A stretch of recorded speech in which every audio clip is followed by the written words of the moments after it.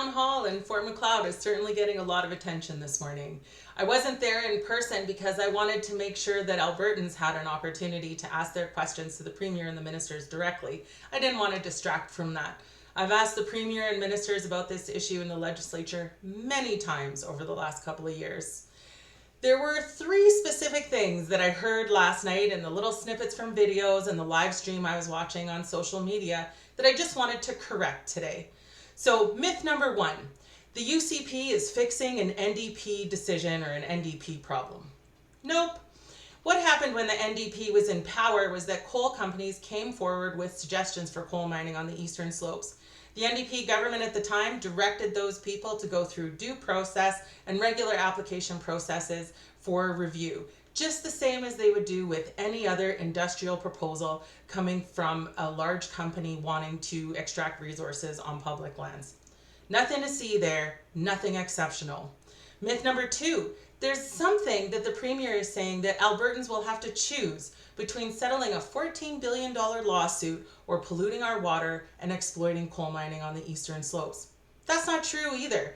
This $14 billion lawsuit is entirely created by the UCP's consistent flip-flopping between rescinding the coal policy, reinstating the coal policy, doing a consultation, not listening to the results, and then finally doing a coal modernization initiative. All of that uncertainty is what led industry to sue the government.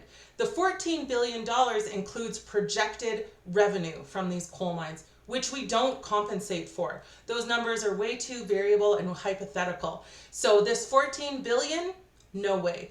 There's a lawsuit pending, absolutely. Will lawyers be able to reduce that amount? Yes. I just cannot believe that that is the choice that we have to make as Albertans, and I don't think that that's true. Myth number three, they're taking the selenium out of the water in British Columbia. Those were Brian Jean's words last night. No, that is a bold-faced lie.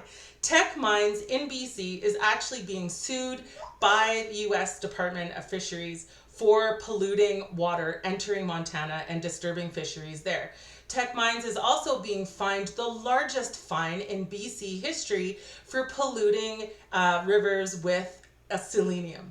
So they're not removing it. Teck has invested over $1 billion trying to create a technology to remove selenium from water, and they have failed.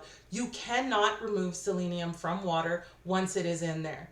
The other thing is that we now have research that shows the Crow's Nest River and Crow's Nest Lake are polluted with selenium, impacting those fisheries down there. It's already there.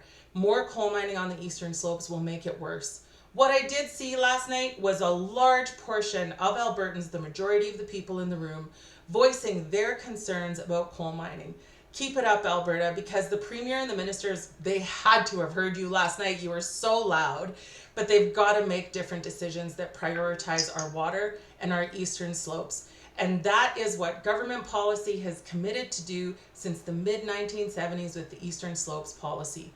Our eastern slopes are for water and for recreation. They are not for coal mining.